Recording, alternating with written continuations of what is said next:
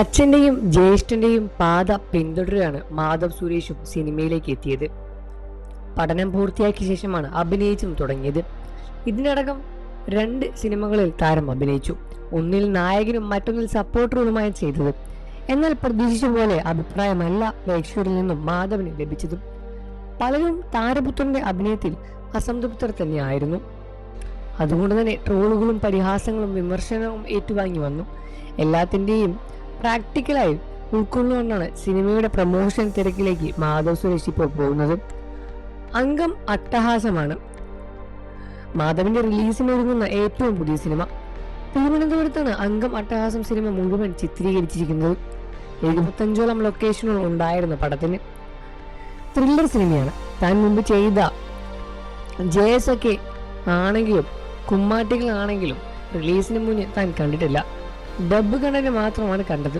കരിയറിൽ ആദ്യമായി മുഴുവൻ ഡബ് ചെയ്ത ശേഷം ഞാൻ ഒരു സിനിമ റിവ്യൂ ഷോ പോലെ സംവിധായകനൊപ്പം ഇരുന്ന് കാണുന്നതും. ഇതെല്ലാം തന്നെ മാധവ് സുരേഷ് തുറന്നു പറയുകയായിരുന്നു. സിനിമ കണ്ടപ്പോൾ എനിക്ക് തോന്നിയത് അദ്ദേഹത്തിന്റെ കാലിബർ തെളിയിച്ചിട്ടുണ്ട് എന്നാണ്.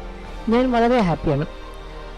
മിഡ് ബഡ്ജറ്റ് വിളിക്കാവുന്ന റിലീസിന് എങ്കിലും ഉണ്ടായിരുന്നെങ്കിലും ഈ സിനിമ എൻ്റെ ബാഹുബലിയാണ് എന്നും ഈ സിനിമ മാറിപ്പോകും എന്നും മാധവ് സുരേഷ് പറയുന്നു. അതുപോലെ സിനിമ ചെയ്യാനുള്ള കഴിവും സംവിധായകനുമാണ് അംഗം അട്ടഹാസത്തിന്റെ സംവിധായകനുള്ളത്. അടുത്തൊരു രാജമൗലിയോ അതിനു മുകളിൽ ഒരു സംവിധായകനായി അദ്ദേഹം മാറട്ടെ എന്നാണ് എല്ലാവരും പറയുന്നതും.